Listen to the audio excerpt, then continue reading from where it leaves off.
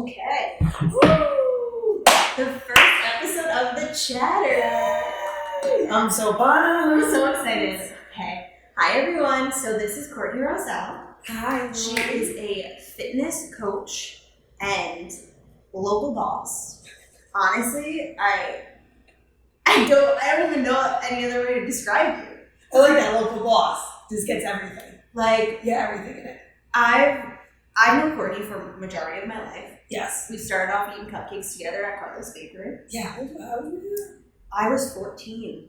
And so, oh my God, so I'm 31 now. I was like 20?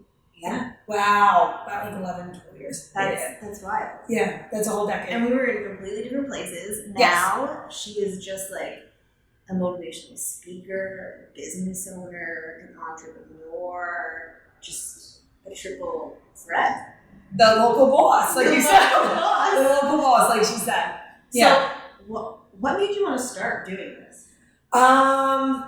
Truthfully, my life set me up for this lifestyle I have. Everything I've done in my life set me up to be exactly where I was supposed to be today at the age of 31. To be an entrepreneur, to be a business owner, to motivate women. I mean, my entire life, I am the youngest of, well, there's 6 of us. I'm the youngest of 6. 4 brothers and a sister. And so growing up as the youngest, as the baby siblings would know, you are, put through other obstacles that a lot aren't. Yeah. I am the youngest. Oh, you're the baby. Me and my twin. Yeah, oh yeah, right. But she's by like a whole 30 seconds. Yeah, like a few milliseconds. But I'm older by a few milliseconds, so I guess I'm not the youngest, but we can go into it. You're just put through obstacles like, your parents were super cautious with the other kids or, made sure everything went right for them. And then, not saying I'm the one that's left behind, but like, it's like one of those things like, let her eat the dirt. Yeah. She'll be fine. She's fine. But that also makes us, I think, the toughest. Like I do. My siblings would say this about me again. 4 brothers and a sister, and both have said to my parents, because my parents are divorced, they will be like, we never have to worry about you. Yeah. They don't have to check in on me. They don't have to worry about me. They know I paved my own path, because being the youngest, you have to pave your own path. Nothing is set in destiny for you. It's true.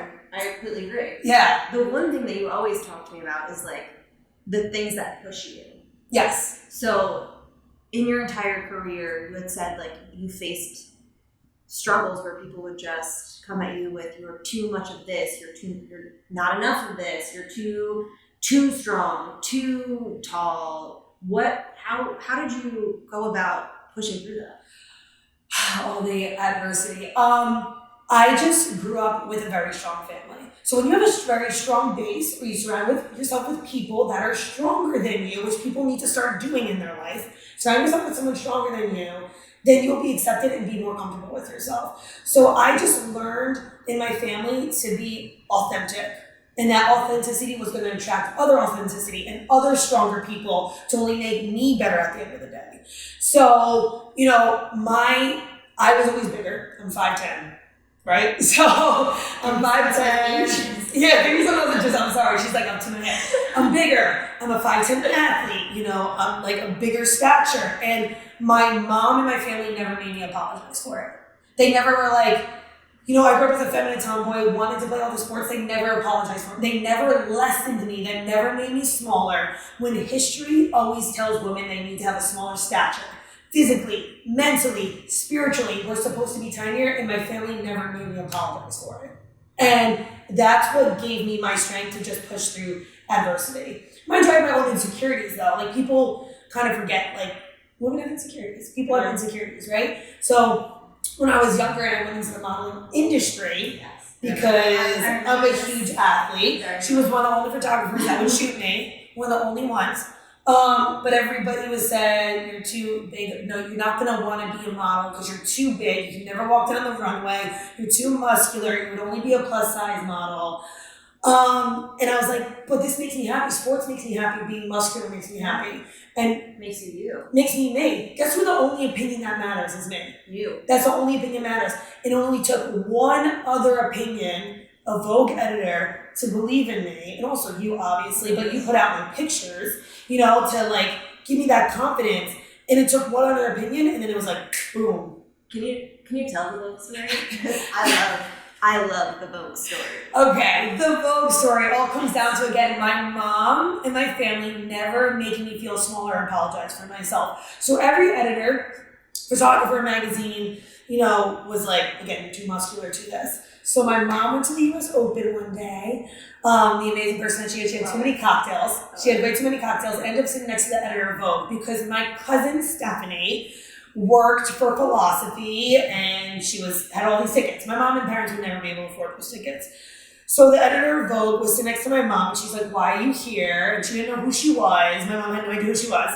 And she's like, I'm here to get some athletes for Vogue, blah, blah. And she's like, well, my daughter's an athlete. Oh, God, I love a mama's strength. Yeah, my mom, like, my daughter's an athlete. She's just like, why are you not talking to my daughter? Yeah, that's what she did. And she ended up showing pictures of her. The Vogue editor was like real nice when I spent like have her take my card. She's the sweetest woman alive. Jill Delman. And she's the sweetest woman alive. And she actually, the next week, gave me an interview because my mom just bragging about me. And she was like, wow, and then she put me in front of Shape Magazine, Self Magazine, all these other big time magazines just because my mom believed in me. And got a huge interview, ended up booking Self Magazine that day. And then the big Vogue thing happened when, unfortunately, they had a muscular girl, a fighter, who couldn't show up to the shoot because she was sick that day. And Jill, the only person she could think of that was that muscular or looked like a fighter or didn't have to apologize for being in her own skin, she thought of me. Like, instantly. It was the next week. Like, what are the odds that the US Open, then I get introduced to her, someone calls out sick, and the only person she could think of is me. It's the universe. It's the universe how it lined up. It's how it lined up. So she's like, you need to be in Brooklyn at 2 o'clock. I was in the middle of the workday at the Devils. And she's like, you need to be in Brooklyn at 2 o'clock. I need someone now. And nobody's as muscular as you and looks like a fighter. And that's exactly what happened. So literally you got that amazing break because of your mom. Yes. Because you always put yourself in a situation where you backed yourself with people who believed in you, which is the most important thing. Yeah. And for all of the reasons you were always told you would never. Yeah. You got that. I just want people to believe in themselves, and you don't have to apologize again for being yourself, because everyone that hates you or doesn't like you for something, that one person's gonna love you. Yeah. For love you. things that you love yourself about. Yeah, and again, it's not about the quantity, it's about the quality, because the quality of people is what's gonna bring you higher, not the quantity of people. And people need to realize that, especially when you're an entrepreneur. I agree. So that brings me into my next point about Courtney's amazing boss atmosphere, the Titan Games. Yeah, on NBC. Yeah, I will never forget how you told me. Wait, how can I tell you? So you were just like, I want you to know something. You can't tell anyone. But I might need to take pictures or something. And I was like, oh my God, what do you need to reach for? And you said, it's for the Titan Games. And then you got the Titan Games. Yeah. And I was like, you're like, you can't tell anyone. I was like, okay, I won't tell anyone. Don't worry, I won't tell anyone. And they're just like, oh my God. Like, everyone's like, what's wrong? I was like, nothing, pictures. We're fine. I know, it was my biggest kept secret. I was just like, who doesn't know about this? It's like, oh, everyone doesn't know about this. Everyone. Yeah. I was like, okay, I'm just not gonna tell anyone. Like, go out of my brain. Yeah. It was for an entire month I disappeared and nobody knew why. Except obviously my family and my really, really close friends that my work had to know, because I can't just be my work, I'll report back to you in a month. It's not gonna happen like that. So it was definitely my biggest kept secret. And like I said, people are like, what prepared you for NBC? I was like, my entire life. Everybody always says that. My entire life, growing up as the youngest, always having to speak louder than everybody else. Always, having a bigger stature and everything in between. No one believing in me gave me the confidence, to be on camera and to do everything that I had to do. So, very excited. Can you give us any spoilers? July 27th, 8 p.m., you will see me premiere for the East. I do some beastly things, some crazy obstacles. And I hope I just represent Jersey very well, because that's my main story. Everybody's my main introduction is loud and here, Jersey's here. Oh. Let me make this loud and clear, Jersey's here. That's all I ever keep on saying. So I just want people to know that Jersey and being an entrepreneur and being a woman has a certain type of swagger. It does. It does. When you walk into a room and you start speaking, you're from Jersey, everybody's I know exactly where you're from. I know what, and it's just I know what what you stand for. Yeah, and like people are like, there's a certain way you walk into the room. I'm like, yeah, 'cause I'm from Jersey. It's funny because like every time we get that like people are just like, oh, you're from Jersey when they're not from Jersey. And my response is always, yeah, we own that shit. Yeah, Like I do. we own it, and it's one of those things because Jersey is a special place. It is. When you're from Jersey, you love Jersey, and it's a piece of you. Yeah, I'm always like loud and proud to be like grown here, born here, raised here. Like I'm a triple threat from Jersey. It's amazing. It's amazing. And yeah, I can't wait to see what I'm saying. I'm gonna make a shirt. Team Courtney. I hope. Yeah, no, I do some beastly things. I hope I just make Jersey proud. I hope I make my family proud. You know, I like to do these bigger and better things to hopefully give opportunities for the people that help me. Because, like, I didn't get here on my own. Let's make this clear. I did not get to where I'm standing today on my own. It took a lot of, like, sacrifice on my own, but a lot of sacrifice from people that love me for me. A lot of grit from people that love me for me. A lot of, like, just believing in me. And, like, even, like, the littlest text messages that people send me to this day of, like, you inspire me, like, I don't go unnoticed on that. Yeah. And I hope that what I do gives them an opportunity to either pull themselves out of a hole or like one day I'm gonna go back and be like, I have an opportunity for you. And that speaks to your character, that through all this, that's what you believe in. That's why you inspire people. No, I appreciate you inspire me literally every day. I tell you that. You're amazing. Yeah. So now, what I now? have your question round. There were questions sent through from people that follow the chatter. Yeah. I asked them to have some questions for you. Oh, Lord. I want to know. Oh, Lord. There's one really funny one. I think you actually know the person who sent it through. I probably do. So there's three I'm going to ask you. The first being, how do you stay hydrated? Stay hydrated. Noon tablets, NUUN from Target. Put that in your water. They taste really, really good. It gives you a little extra electrolytes. And also put a little bit of salt in your water if you don't have these new tablets. It absorbs the water in your body for a lot longer and holds on to it because I know people work long hours and long days, and I do too, and I forget to drink water. Put a little bit of salt. Don't start drinking salt water like all of it, but put a little bit of salt in it, and you'll stay more hydrated throughout the day. 3 tips to getting back into fitness. This is really hard, but number 1, cut out a bad habit that you have. If that's eating, if it's something that you do, cut it out. Cut just one thing because it doesn't happen overnight. If you try to be something that you're not and do a 180 and be like, all of a sudden I'm going to eat everything healthy every single day, every single minute, it's not going to last. Yeah. You need to make it happen. So breaking a habit, you also need to make something else a habit. So do everything slowly on your own time. That goes into patience. So breaking a habit, be patient that it doesn't happen overnight. You know, just because you cut out bad food for a week doesn't mean you're having abs the next week. Like, it comes into a process. Appreciate the process and how far you come. Number 3, just be disciplined. So if you have a schedule of working out 3 times a week, do it. If you have a schedule of working out every single day for 30 minutes, just do it. Take the time, be disciplined, because hard work always pays off. Always, always, always. Last question. Yes. How do you get rid of chub rub? Roll my eyes. I didn't know what chub rub was until recently. I didn't either. I didn't really know what it was. Yeah, like, I get chub rub because I have thick thighs. Me too. Yeah, like, I don't know, women get chub rub. But I believe in, like, slim thick and thick thighs save lives, and everything in between. So I like to have strong legs. So chub rub comes to you, fit or not fit or in between. It's like genetics, I don't care what it is. But I always tell women and men, if you want to get rid of a little bit of like extra love that you have, a little bit of fat, whatever you want to call it, it comes down to nutrition, unfortunately. Yeah. We live in an 80-20 world. Even when I, have diet, people are like, what's your diet? I'm like 80-20. I'm going to eat that piece of cake at a birthday party, but 80% of the time I'm healthy. Yeah. I live by the 80-20 rule. Like, working hard, but making sure I have 20% of time for myself. So unfortunately, in the health industry, fitness is a 20% rule, and nutrition is the 80. You gotta eat healthy, guys, and I'm sorry to tell you. Like, I know people want that magic pill and they want everything to happen so instantly in this world, but you gotta eat healthy to have results. And then fitness also just boosts it up a notch. Okay. Now, I'm gonna ask you to give some advice to are your fellow entrepreneurs and maybe those getting into the fitness industry? Yes. If you're getting into the entrepreneur industry, I was like, women, men, it doesn't matter who you are. It's hard. Yeah. It's hard. Like, I know she can relate to me, Alissa, because she's her own entrepreneur too. She's her own boss. She's her own boss up every single day.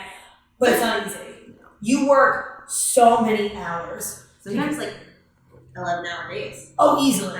12, 14. You don't sleep. You sleep the night before. You maybe don't sleep the next day because it keeps you up your thoughts. But you have to put in the time and effort. You have to also just believe in what you're doing so hard when you're an entrepreneur. Like, I breathe, sleep, live my authenticity of like being strong, living confidently in my skin. I literally breathe it. Yeah. You have to breathe whatever you do. Because if you don't believe in yourself as an entrepreneur, that person who is hiring you for your service or for your product is not going to believe in it either. It's true. Speak to your work. So know that it's hard work. You're going to put a lot of hours in, but I like working 14 hours a day for myself to not work 8 hours a day for somebody else. And again, if you are not an entrepreneur, that is okay, people. It's okay. It's okay. Like, you don't have to just risk everything in your life to prove to yourself that you're an entrepreneur. Yeah. It's not everybody's skin. It's true. And that's okay. You could boss up in your own life and make a lot of money and have a beautiful family working for somebody else. Just always make that money. And don't wait. Don't wait. No. If you have it at any age. You can do it whenever you want. You're born an entrepreneur. Yeah. Like, you have that. People always wait for the cards to fall correctly or for like, they're like, oh no, but when this happens, I'll be able to do it. Yeah. Right? It's like when people say they're gonna have, it's not the right time for, you know, maybe kids or marriage. Like, I don't think anything's the right time. It has to have to be a feeling. You make your own magic. You make your own magic. You can't wait for it. Because obstacles are gonna come if you keep on waiting. Harder times are gonna come. Your time is going to be taken up more later in life. I know at being the age of 31 and weddings and baby showers and everything happening, my time is so thin. So if I didn't do it when I did, when would I do it now? No, never. Yeah. And don't think I wasn't scared shitless, because I was. Oh my gosh. Every day. Yes. Every day. Every day you're scared shitless because your failures are on you, your success is on you, your growth is on you. So just know everybody thinks I live in this comfortable, obviously a very positive lifestyle, but I am scared shitless. Yes. Are you one that put up the post saying like creativity? Oh my God, did you put it up today? I swore it was you, and you're like, my creative process, this is amazing. Oh, it was my creative process. This is amazing. This is hard. This is gonna fail. This is gonna fail. Oh, this is awesome. That happens in every day for entrepreneurs. It's literally, it goes to my brain at least 3 times a day. Yeah. But it's one of those things like, all the negative, I'm gonna find that and I'm gonna bring it positive. Yeah. Because if you didn't have a negative feeling about it, you have nothing to drive your energy. Like, people always tell me what made me who I am today, all my weakest points made me who I am today. If you've never hit a weak spot in your life, you have no idea what strength or what strong means. So know that, grasp that. Know that we question ourselves like 20 times a day. Your comfort zone is where you don't stop want to succeeding. You don't want to be there. And like, you don't pull from other people's success. Grow your own with the people that you love. Yeah, like they're gonna have your back. Yeah, they're gonna have your back. Like for the whole time, I'm gonna get a little emotional. Oh shoot! The whole time I've known Courtney, our energies and our drive to be something exciting for ourselves have always fueled each other. Yeah, like I never go into a shoot with Courtney not excited about it. Yeah, she was one of the first photographers ever to shoot me. Ever, before you go to any other outlet. She was like, I need you for my art project or your photography for graduation. So it was my BFA show. Yeah. Shout out to Deborah Jack. And the one you were just like, you need to do this. I was like, yeah. I'm so excited. I was like, in my brain, I was like, oh my God, I hope she wants to work with me. Yeah, mind you, I was like beyond excited to work with her because it was my first real photo shoot. And now full circle, that was 7 years ago? Yeah, it was a long. They're using it in the Titan games. The pictures. I was just like, they signed off on all her pictures, and I can't even tell you how many photos they are using of Alyssa's. I can't. Every single photo. It's Alissa, Alex, it's Alissa. But it's you in them. You boss the fuck up in those pictures. Boss up. That's the number one goal. But yeah, so just come full circle, and I always tell people, you know, why did you do the Titan Games? And they're like, do you want to be like some famous? I'm like, I'm not Brad Pitt. Like, what? I just always want to give back and open doors to people that I love. That's what it's about. Bring the people with you guys, because they're only gonna. You give back. People always want to give back and give more than they even could. So I always want to ride those people with me. Like, let's go, because they're gonna be your number one fans. And like, and it's about the quality of the human being around you, because they're gonna boss the fuck up for you. Yeah. When you boss up together. Yeah. That respect. Because they know what it's like. Yeah. They know what it's like, and they want to. If you boss up for them, they'll boss up for you. So just always remember that. I love it. I love that that's your motto. Boss up. I know. I feel like we both said that. So it's both. It's both our mottos. Yeah.